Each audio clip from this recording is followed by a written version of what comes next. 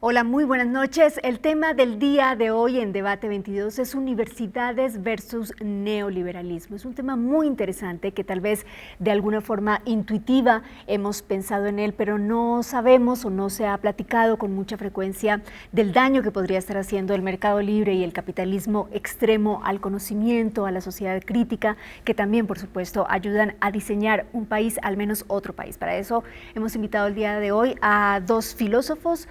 Una es doctora en filosofía, Ángeles Eraña. Ángeles, ¿cómo estás? Buenas noches. Bien, buenas noches. Gracias por estar aquí. Gracias. Y también está con nosotros Rogelio Laguna, él es maestro en filosofía y tocan ellos dos, y tú particularmente, Rogelio, en varios ensayos, en varios escritos, este asunto.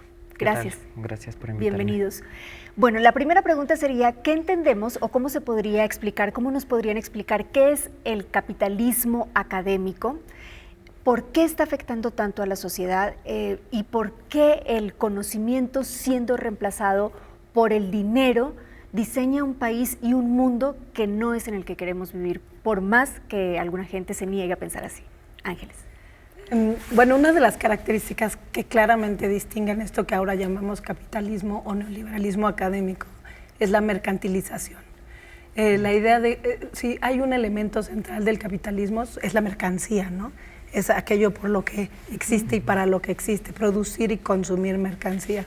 Entonces, parte de lo que pasa en el capitalismo académico es que a nuestros estudiantes, en vez de convertirlos en personas formadas, en ciudadanos que tienen una opinión informada acerca de los asuntos públicos, los estamos convirtiendo en mercancías. Alguien que puede ir y vender aquello que sabe hacer. Entonces, el estudiante ya no se preocupa por una formación amplia, crítica, por una manera como de abordar los problemas reales del mundo, sino por ver qué tan rápido y qué tan bien acaba, de modo que pueda prestar sus servicios u ofrecerse, como dice Wendy Brown en un libro maravilloso que se llama El pueblo sin atributos, vender su portafolio de servicios y productos, ¿no? Rogelio, ¿para qué tendría que servir una carrera universitaria, tomando en cuenta lo que nos ha dicho Ángeles, pero también lo que ustedes han planteado, lo repito, en numerosos textos y ensayos? Bueno, es un gran debate porque en algún momento la universidad funcionó como una especie de lugar de repositorio de los saberes más importantes de la sociedad, ¿no? Cuando se fundaron las universidades eran los debates, la construcción de un corpus de escrito, de libros, de teorías, etcétera.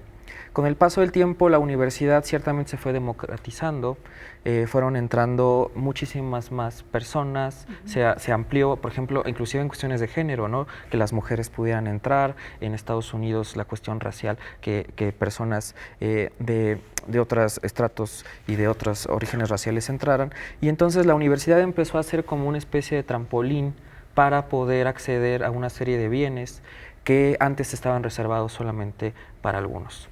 Con el paso del tiempo lo que vemos es que las universidades se han multiplicado, no solamente ya no es el Estado el que las tiene, sino se abrió a la privatización de las mismas. En algunos países siempre fueron privadas o siempre fue un modelo privado el que se llevó a cabo, y más bien ahora se ven como un lugar en el cual se cursan ciertos estudios, como decía la doctora, para tecnificarse, para incorporarse rápidamente al lugar de trabajo. Y se nos está perdiendo que tal vez la universidad sea un lugar para obtener una serie de riqueza cultural, de formación humana que nos permita construir una sociedad entre todos, ¿no? Una sociedad que queremos entre todos.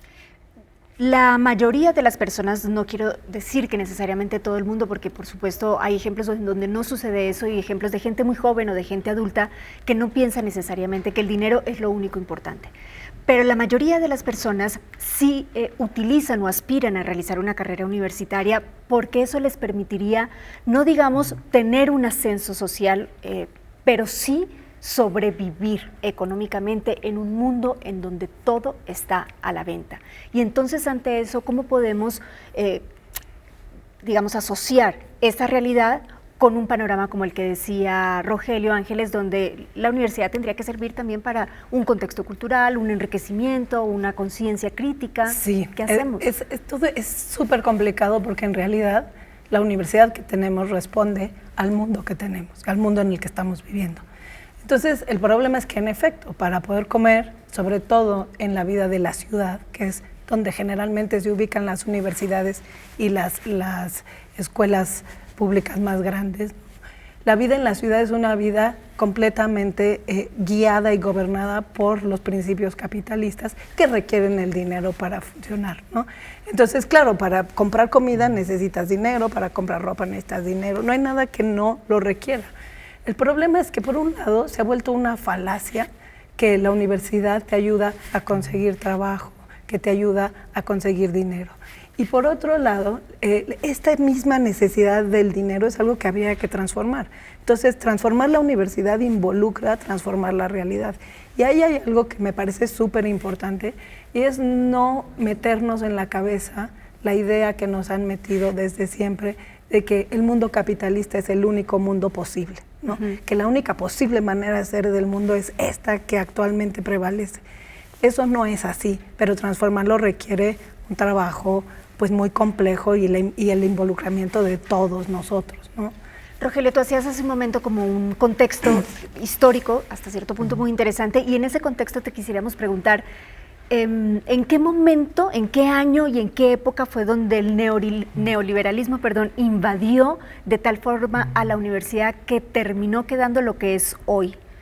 Bueno, generalmente se marca la década de los 80 como el momento en que empieza a haber este nuevo proceso de transformar un sistema de desarrollo a un nuevo modelo, ¿no? El neoliberalismo lo que hace es intentar liberar al Estado de una serie de responsabilidades, lo que por un lado puede parecer bueno, es decir, frente a una serie de estados del bienestar con ideologías fuertes, en América Latina inclusive regímenes demasiado autoritarios, liberar parecía abrir la posibilidad de que otras voces se escucharan, que no fuera alguien que acaparara lo que se podía decir, los planes de estudio, etcétera. Entonces, y al mismo tiempo decían, bueno, es bueno que los particulares entren, todo esto va a generar una serie de riquezas.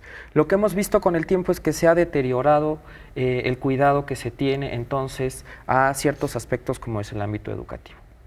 Pero nada más quiero decir una cosa, sí, claro, que en efecto tiende a ubicarse el inicio de la época neoliberal en los años 80, pero se está escribiendo acerca de esto desde los años 50. O sea, si uno piensa que el teórico por excelencia del neoliberalismo es Michael Friedman, él en los 50 ya estaba diseñando estas estrategias, pero por otro lado el neoliberalismo tendemos a pensarlo solamente como una cuestión económica, como una exacerbación del sistema económico que es el capitalismo, pero eso está en cuestión hoy día. En realidad el neoliberalismo abarca mucho más que la cuestión económica, abarca las subjetividades. ¿Qué tipo de sujeto estamos siendo? ¿Qué tipo de sociedad estamos viviendo? Esta mujer, Wendy Brown, dice que es una racionalidad de la conducta, ¿no? Es como una conducta de la conducta, una manera de estar en el mundo, de comunicarnos, de relacionarnos. Entonces, lo que es muy, muy bárbaro de esto es que ha invadido nuestras maneras de ser. Entonces, parte de lo que eso ha involucrado es nuestra incapacidad para mirar al otro, ¿no? Para saber a quién tengo enfrente. Porque es un exceso de subjetivas, de individualización, ¿no? Es el individualismo hiperexacerbado. No conoces ni al vecino, vaya, digamos. Okay. Tenemos que ir a una pausa, perdón, Rogelio, y nos gustaría como seguir escuchándolo sobre este tema, también que nos expliquen más cuál es el perfil de seres humanos que estamos creando desde el neoliberalismo, qué es lo rescatable, porque habrá algunas cosas que nos funcionen, y qué es lo que tendría que cambiarse urgentemente si queremos otra especie y otro mundo. Vamos a una pausa y volvemos.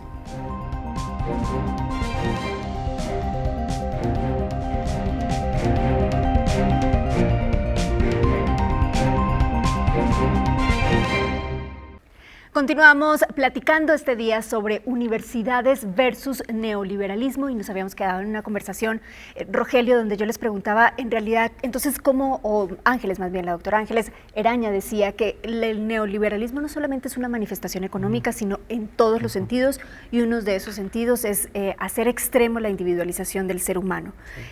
¿Y qué más? ¿Cómo más se podría ver? Y también, ¿por qué esto afecta o por qué esto no se puede cambiar desde la universidad? Bueno, yo creo que es paradójico que en la misma época que surge este modelo que con justicia se ha criticado y se ha visto sus errores, sea también una época en la que avanzaron ciertos derechos individuales o ciertas cuestiones subjetivas, donde se fortalecieron se fortaleció que ciertas minorías o ciertos grupos que no habían estado protegidos bajo ciertos derechos o garantías accedieran a esto.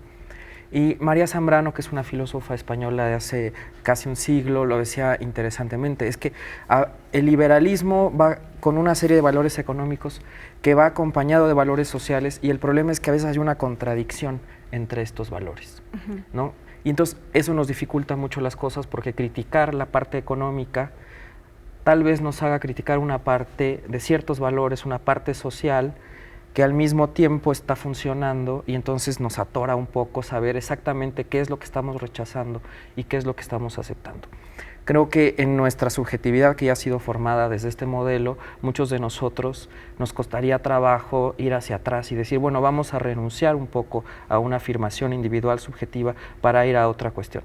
Pero como lo dice Ángeles, parece al mismo tiempo necesario, porque si no transformamos esta subjetividad tan fuerte, que ha traído ventajas y ha traído la posibilidad de afirmarnos, al mismo tiempo hacia el futuro no tenemos muy claro hacia dónde vamos a ir. Y ustedes como filósofos, tienen una maestría en filosofía, un doctorado en filosofía, es decir, se dedican a pensar sobre estos temas. No sé si tengan muchos adeptos o simpatizantes de este pensamiento dentro de la propia academia, porque no sé, me pregunto si es visto también como con una especie de moralismo o de moralidad en la educación que estorba a algunos, o que a algunos no les parezca correcto para implementar dentro del conocimiento y dentro de los estudios. Pues es buena la pregunta, porque parte de hacia dónde apunta es el vínculo que puede haber o no entre ética y política, por ejemplo, claro, ¿no? Desde mi perspectiva, ética y política son dos cosas indisolubles, ¿no? Es decir, son parte de lo mismo, pero en efecto no es la manera como se ha pensado. El punto del neoliberalismo y hacia dónde va la universidad es algo que la universidad neoliberalizada, por llamarle así, es algo que está ya en debate, es algo que está preocupando mucho a mis colegas y a los alumnos y las alumnas. En particular, una de las cosas es, por ejemplo, todos los profesores de asignatura, ¿no? que es una suerte de subcontratación, ¿no? Son jóvenes en general que están contratados por semestre, ¿no? Entonces no tienen seguridad social, no tienen una serie de prestaciones que un trabajador normalmente tiene. Uno, como académico, lo que es realmente es un trabajador del Estado, ¿no? Sobre todo alguien que da clases en una universidad pública como es la UNAM, ¿no? Donde yo trabajo. Entonces, en ese sentido, nosotros estamos bastante protegidos. Pero también todos los sistemas de puntos, de evaluación por puntajes, ¿no? Eso es algo que se está debatiendo. ¿Hasta qué punto? Se suponía que era algo que iba a generar cierta justicia, ¿no? Pero la pregunta que está abierta y que sí se está discutiendo es si en efecto ha generado eso, o más bien precisamente ha servido como punta de lanza para la hiperindividualización y la hiperespecialización, ¿no? Entonces, esas son cosas que están en debate. Pero es que volvemos a lo mismo, Ángeles, porque la hiperespecialización, al menos lo que yo he logrado entender escuchando a tantos académicos que invitamos al programa, es la especialización funciona hasta cierto punto, sí, por un interés económico, porque el que más sabe respecto a un campo en específico consigue un mejor empleo, hace mejores investigaciones, le pagan mejor sus publicaciones. No siempre. ¿No siempre? No, depende, ¿no? Es que uno puede mirar el grano último del arroz y ser magnífico al hacer eso, pero cuando haces eso pierdes de vista el arroz completo, ¿no? Y cuando pierdes de vista el arroz completo, hay algo fuerte e importante que se está perdiendo. Estás dejando de comprender el fenómeno complejo, ¿no? Entonces, la pregunta siempre será, ¿dónde debemos poner la atención? ¿En el todo o en la parte, ¿no? Yo creo que las dos cosas son importantes. Claro. Y creo que lo que ha pasado es que hemos perdido de vista que las dos cosas son importantes. Estamos solo enfocados en el arrocito y no en cómo ese arrocito es parte de un guisado, ¿no? Claro.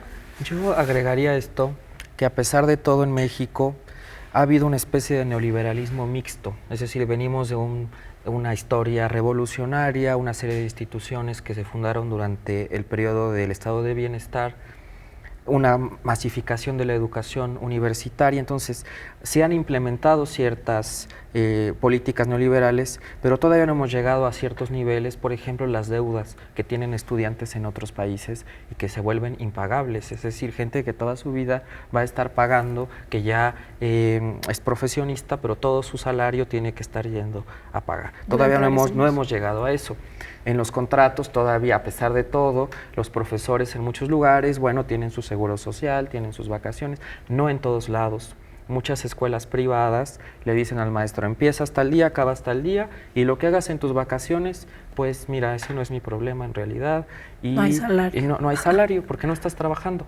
¿Por qué no trabajas? Cuando el trabajo del docente siempre es estar actualizándose, descansar un poco también, estar frente a un grupo, aunque a veces se quiere ridiculizar y parece que cualquier persona lo puede hacer, en realidad es un trabajo de mucha responsabilidad. Y a los profesores en muchos lugares se les está dejando de reconocer esto, ¿no? Con contratos ciertamente digamos que van en contra de sus derechos y de su posibilidad de afirmación vital. Les preguntaría si aquí habría una contradicción en la manera o en el planteamiento que se hace inicialmente y esta realidad. Porque decir, los maestros tienen una gran responsabilidad y yo aportaría, también tienen más bien yo diría, también ellos tienen una gran aportación en términos de valores, de conocimiento, de ciencia, de investigación y de construcción de sociedad. Por lo tanto, desde un punto de vista tendría que pagárseles muy bien. Pero entonces si se les paga muy bien, dado la aportación que hacen a nivel de valores, pero también la responsabilidad que tienen, entonces se están metiendo en ese mercado libre y ya se volvería como un círculo vicioso en donde no se puede salir tan fácilmente y hasta la propia academia, cuando no quiere pertenecer al mercado libre, estaría sujeta a las mismas condiciones. Pues mira, es muy complicado porque en efecto el salario es una de las cosas distintivas del capitalismo, ¿no? El punto es que vivimos en un mundo capitalista. Sí. A mí me gustaría particularmente, y creo que a muchos, cambiarlo. No queremos este sistema, pero estamos en él. Entonces, el punto es que yo creo que, dada la realidad, el problema no es dar un mal salario para que entonces no seamos parte del sistema. Somos parte del sistema y un buen salario es preferible a un sistema de puntitos, que es el que actualmente prevalece. Es decir, lo que estamos generando son unas meritocracias muy extrañas. Exacto. Porque lo que te evalúan es cuántos, no importa la calidad del artículo, sino cuántos artículos publicaste en este periodo, ¿no? Sí. Y entonces tú puedes haber publicado 5 que hiciste sobre las rodillas y que tuviste la suerte o estás bien conectado o no. En fin, es muy complicado porque hay quien piensa que en efecto la meritocracia es un buen método de evaluación, pero en todo caso eso nos mete mucho más en la dinámica de la competencia que en la dinámica de la colaboración. Y yo pienso que el conocimiento, entre más cabezas lo compartan, lo produzcan, lo maduran y lo desarrollan, va a ser mucho más profundo y más sustantivo. Esa es mi manera de pensar el conocimiento. Vamos a ir nuevamente a una pausa y regresando vamos a llegar a la conclusión del programa. Nos gustaría que ustedes nos dijeran si les parece que las universidades están determinantemente reemplazando a los estudiantes por clientes. Ya volvemos.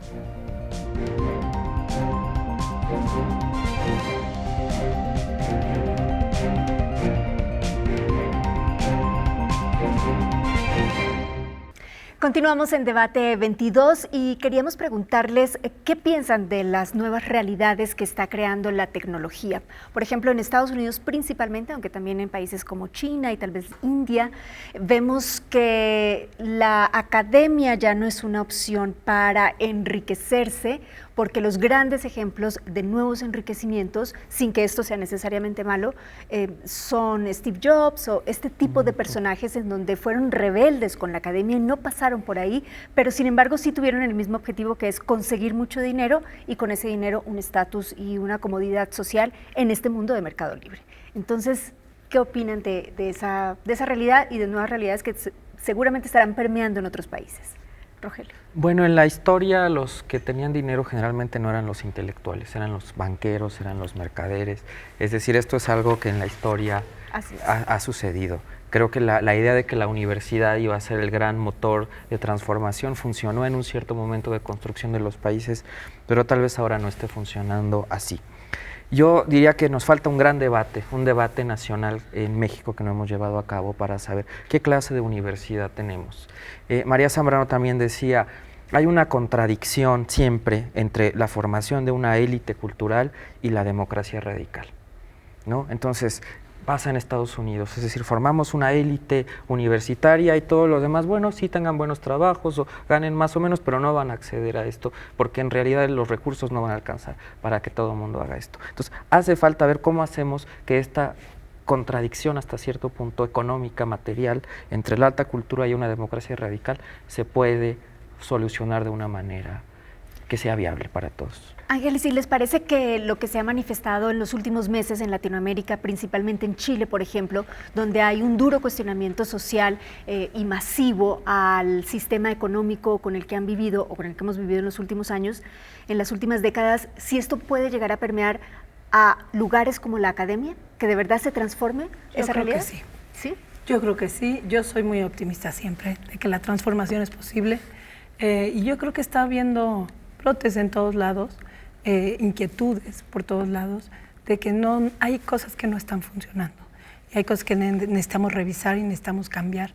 Y yo creo que las universidades siguen siendo centros en donde se produce pensamiento crítico, en donde se comparte el pensamiento crítico y es desde ahí, desde donde yo creo que puede irradiar también a otros lugares la idea de que este mundo lo podemos con acciones, no solo con pensamientos, es más, con pensamiento solo nos sirve, transformar y realmente producir realidades que sean mejores para nosotros, que nos hagan mejores personas sobre todo, porque creo que eso es lo que se ha perdido, ¿no?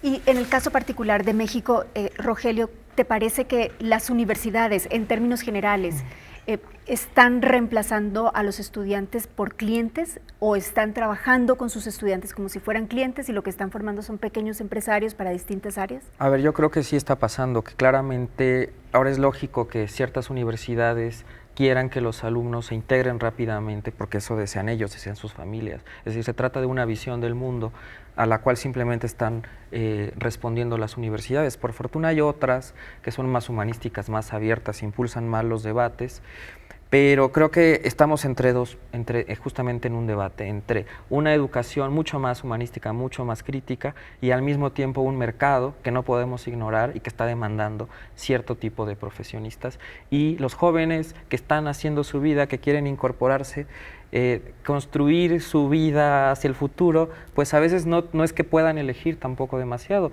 Tendríamos que hacer, como dice Ángeles, cambiar el mundo y yo a veces no soy tan optimista de que lo podamos cambiar tan rápido tal vez como queremos. No tan rápido. ¿De qué dependería que esta realidad en particular cambiara? ¿De que las universidades no fueran privadas? ¿De que el conocimiento no fuera un valor mercantil? ¿Cómo transformamos eso?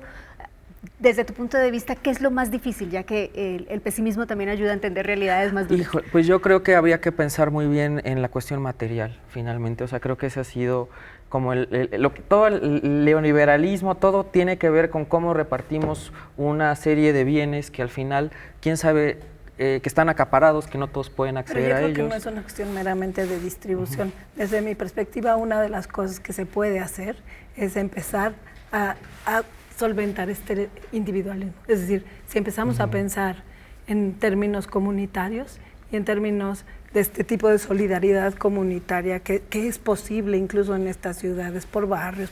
Entonces yo creo que eso es una transformación porque lo que cambia fundamentalmente es la manera de mirar al que está al lado. Y esa posibilidad de cambiar cómo lo ves, no como un potencial cliente, como un potencial competidor, sino como un potencial colaborador, como una persona, como alguien como tú, con quien te espejeas, en quien miras la vulnerabilidad que tú misma tienes. Ahí ese espejeo y la posibilidad de crearlo en comunidad es lo que yo creo que apuntaría o permitiría ir en otra dirección. Me gustaría que antes de despedirnos hiciéramos unas conclusiones o nos regalaran unas conclusiones desde esta perspectiva. Quien esté viendo el programa y tal vez tenga hijos y van a ir a la universidad y se estén preguntando entonces ¿para qué mando mis hijos a la universidad? O si alguien quiere empezar un camino, una vida universitaria y ¿para qué voy? ¿Cuál respuesta se daría concluyendo parte de lo que se ha conversado esta noche aquí? Rogelio. Pues yo creo que la universidad, a pesar de todo, sigue siendo un espacio de grandes discusiones, ¿no? Sobre todo universidades, vuelvo a repetir, con perfiles más humanísticos, perfiles menos empresariales, permiten sí que tengamos un acercamiento a una serie de saberes que en otro lugar a lo mejor no vamos a conocer. Por ejemplo, la filosofía, ¿no? La universidad y la academia son de los pocos lugares donde se conserva la filosofía. Me parece que es eso, como tener la capacidad de querer ir más allá de esto nos dice la filosofía, vayamos más allá de nuestras condiciones materiales y reflexionemos un poco más, separémonos de las cosas inmediatas e intentemos ver qué más se puede hacer. Claro, pedirle esto a ciertos grupos de personas bajo ciertas condiciones a lo mejor es un poco difícil y ahí es donde yo a veces soy como un poco pesimista, pero creo que se puede hacer al final de cuentas. Ángeles, ¿tenemos un minutito? Sí, yo rápidamente lo que diría es que lo que nos enseña la universidad es la vastedad de cosas que hay en el mundo, ¿no? Y que precisamente ser capaz de mirarlo y de volverte un poco humilde y decir no todo lo sé y saber más involucra relacionarme con los demás es algo que se adquiere en la universidad, porque la universidad no solo son las clases, la universidad son los compañeros, son los profesores, es un entorno que lo que hace es nutrir las ganas de saber. Y por eso yo creo que todos debiéramos pasar por ahí en algún momento. Pues muchísimas gracias a los dos, creo que nos han abierto una perspectiva sobre un tema y una reflexión sobre un asunto en el que no pensamos frecuentemente, pero que la misma solución tal vez podría estar en lo que han concluido ustedes, no contraponer universidades versus neoliberalismo, sino encontrar la colaboración posible entre esta realidad y también este deseo de ser más críticos y diseñar una mejor sociedad. Muchas gracias. Gracias. Buenas noches. Buenas noches.